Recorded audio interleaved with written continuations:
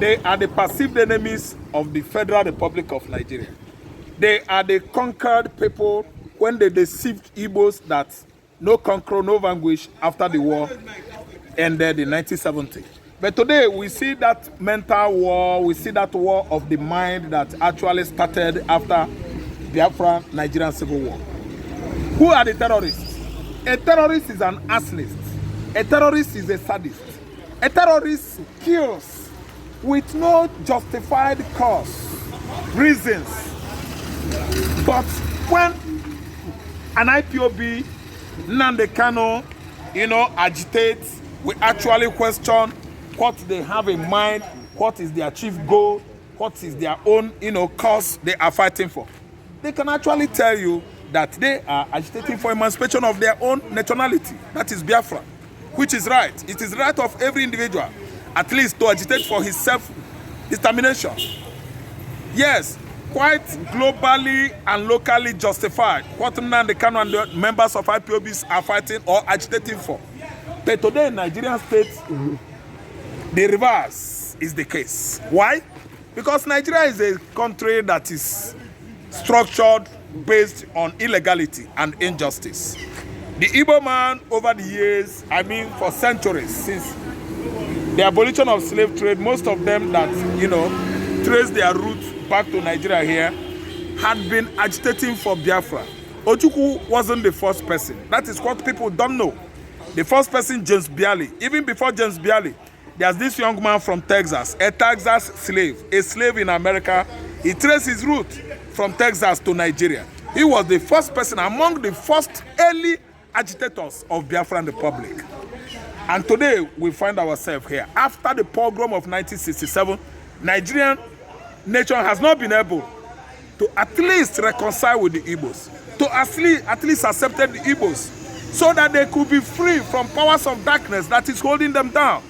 Nigeria is under curse. There are many blood of the innocent that were wasted 1965, 66, and 1967, 68, 69, 70. The blood of the innocent are still witch hunting this country, which is why the Fulani murderers, the people that are responsible for killings, reckless killings of the Igbos since 60, 59, 58, 57, 56, 55 years ago.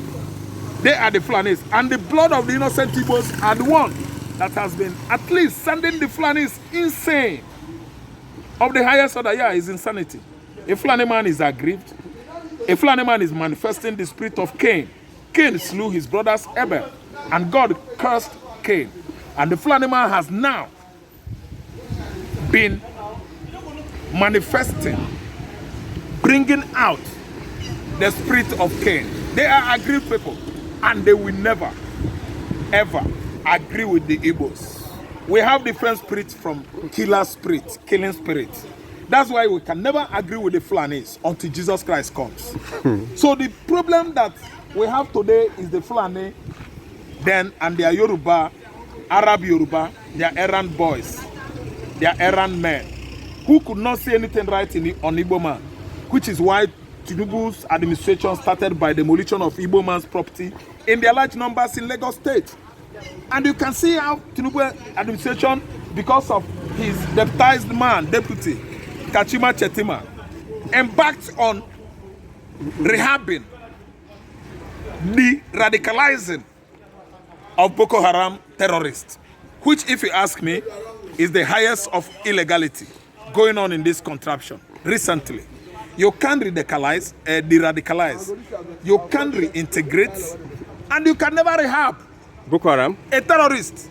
A terrorist is like a madman. He has drunk blood. A blood-drunk humans never change. They never change, never repent. Yes, they can never get reorientation because blood is thicker than water. Blood can cause trouble in your brain. Blood is more powerful than spirit. Yes, it works with spirit. If you sprinkle somebody or spilled somebody's blood on the earth, it will start crying there, following you wherever you go. I mean the blood, which is thicker than water. That is the problem that the Fulani nation has today, and it has actually engulfed the entire country called Nigeria. Nigeria is under curse simply because Igbo men were killed in their large number, innocent Igbos, pregnant women, unborn children. Through in 1960s, they were all at least dismembered, killed by these people, Fulani, in Nigeria. So that's why Nigeria can never be good. Nigeria can never be good. The right thing to do right now is to allow Igbo man to go, since you have actually came out with the belief or fact that Igbo man is second class, is a second class citizen. Allow the second class citizen to go. That is the quest. And you see, elderly statesman Edwin Chika Clark, what he said is now going after him, is crawling after him. He actually, distanced himself from the Igbos. Now, there are some points he made. He said, Igbo man is not a second class citizen, but if he actually believes he is, allow him to go. Credit to him. Late Edwin Chika Clark. So what I'm trying to say is that all the coastal line of Biafra, which starts from Bakassi Peninsula down to Badagry here, except Lagos coastal, southwest coastal line, where we have border from there to Bight of Guinea, which ended at Bakassi Peninsula. The whole states there, coastal line states, are Igbo states. And they have been, under this punishment of Fulani tutelage. Fulani? I'm telling you.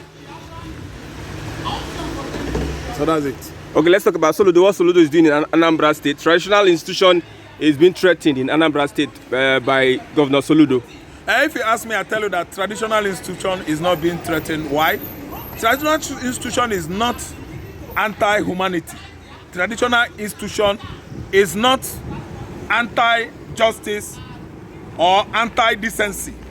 Traditional institution in Igbo land is very, very sacred because it is traced back to Judaism. All the Jewish rules and regulation laws are mixed up with Igbo traditions and culture. And they are not accursed, and they are not evil. All these customs, all these cultures, all these traditions, they are found in Eutychus, Deuteronomy, Numbers, Exodus, then Genesis. So that's why I turn my back on that statement that Soludo is trying to decimate or has destroyed traditional, institution in Anambra State. Why am I saying this? We are the Anambrans, and from that state, and we are the progenitors of Igbo tradition. Whatever we do in Anambra State is what other Igbos are at least deriving their own, because we are the first son of Fairy. And you find out that the kind of war Soludo is facing right now, it has nothing to do with Igbo tradition. It has to do with idolatry. Idolatrous people are conniving with criminals, disaliving, killing, maiming, dismembering human beings, men, women, children in Anambra State for ritual purposes. That one is not, it has nothing to do with Igbo tradition. Igbo man does not kill. Igbo man does not do bloody rituals. Igbo man does not engage disaliving his brothers for money-making ritual. So Igbo tradition should be carved out of there. Soludo is dealing with criminals. Who are those criminals? The idolatrous native doctors that are advising armed robbers, kidnappers to come with human parts for what? Ritual purpose, money-making purposes. So those ones should be carved out from Igbo tradition. Igbo tradition is impeccable. What do I mean here? Spotless, faultless. It is but without blemish. Igbo tradition. We followed it before the coming of the Bible, and we embrace Bible this time around. So there are difference between customs, cultures, traditions, and the idolatry. The idolatrous people in Anambra State are conniving with criminals, killing, disaliving, and embracing. So those native doctors they are idolatrous people. All of them. None of them is exempted. What they are doing is against Jewish law, is against Christianity. You don't conjure anything, start believing on that, as if that thing is what has given you life. Whatever you conjure and brought, as a fetish material is man-made.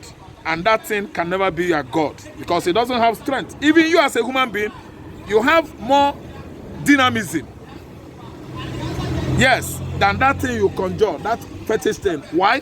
You can hold it, you can toss it around, you can set it ablaze, it will catch fire. So you are above it. That is the dynamism I'm talking about. You have more dynamism, more strength, more power than what you conjure, than what you just, tie as white cloth or red cloth, started saying all manner of incantations on it. It can be your God. But Igbo tradition, let me just tell the whole world that Igbo tradition, Chukwuka Abiama is number one.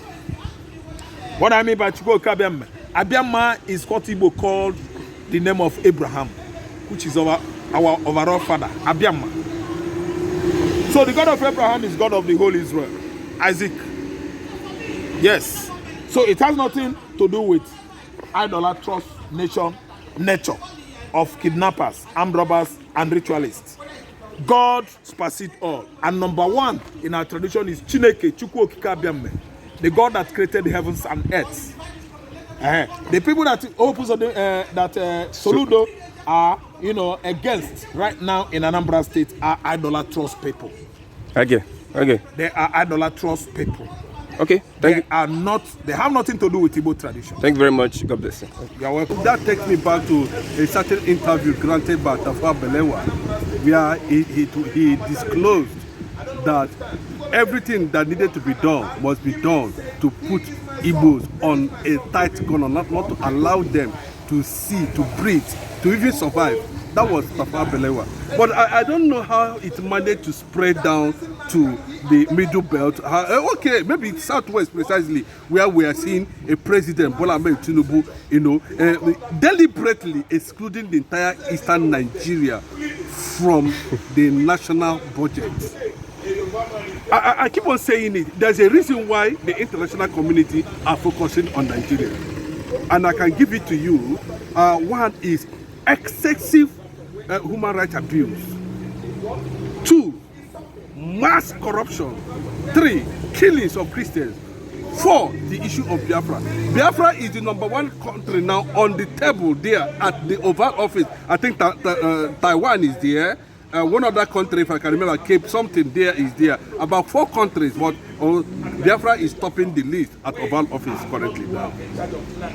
If you look at what is actually playing out, you will know that the North has insisted and mounted several pillars to make sure that everything that needed to be done to suppress and oppress the Igbo is a norm. It has become a grid. It has become a national anthem for the Northerners and the Yorubas. It marvels me to see on this administration, this entire Southeast Nigeria was excluded. Well, the fact is still remains that the signal they are sending is getting the message, and the message is, Biafran restoration and recognition. Thank God for the likes of Mazi Nnamdi Kanu, who saw these things ab initio and was able to ignite, a struggle that will lead to final liberation of Biafrans all over the world, including those from the South. And secondly, Christopher Musa, for some time I learned that he's from Benue State, and he is just Kaduna State. Okay, Southern Kaduna. Yes. He's playing to the gallery of the real thing. And what is the real thing? The issue of IPOB is very clear to the whole world now that it was not the law that is holding Nnamdi Kanu. Now, what is holding Nnamdi Kanu is the interest of Islamization. If millions or thousands of Bokoharam, Eastwich, ISIS, Bokoharam, name them, more than how many sects in Nigeria can be taken to rehabilitation center, giving them military training, use national money to, rehabilitate them as they normally claim that it is rehabilitation. At the end of the day, they move them back to the society. Terrorists does not repent. These are just avenues. These are just a strategy to continue to kill Christians in Nigeria. Those who are supposed to face trial for crime against humanity, that have killed many people in all the regions of this country. They have been set free by the government. Not only Bola Ahmed Tinubu, we saw it clearly under Buhari. And of course, the man said he's going to continue from where, of course, Buhari stopped. And we have seen the continuation. The continuation is heading to doom. That is just it. The continuation is heading to doom. And when it backfires, I hope nobody is going to call, the Biafrans all over the world, because by that time, Biafra would have been one of the strongest nations in Africa and, of course, in the world, recognized by United Nations international community, America and Israel, even after Donald Trump must have left office at this point in time. There are so many reasons why, Nigeria is at the center of the discussion going on about Islamization, funding of Bokoharam, killing of Christians, and the issue of Nnamdi Kanu. The issue of Nnamdi Kanu has become Africanized, has become internationalized, has become the national anthem of Democrats, congressmen, GOP, Republicans in America today, because of the revelation that he gave during his last court outing. Over 800 or 1,000 repentant Boko Haram. Now my question is, do terrorists actually repent? No, they are radicalizing, de-radicalizing them. The radicalization they are talking about is just a mere word, a mere cosmetic statement, a political statement attached to the agenda they are pursuing, just to deceive the masses. And I can tell you categorically clear that there is nothing like de-radicalization. If you want to de-radicalize somebody, you take them to let them not come back to Nigeria again, and let them not bring them back to Nigeria, because these people had killed people, millions of people that are supposed to face trial. How are you sure that the same Boko Haram are not back into the society to get more information, are not close to the government to get more information and pass information on the next line of a strategy of killing Christians in Nigeria? How would you defend that?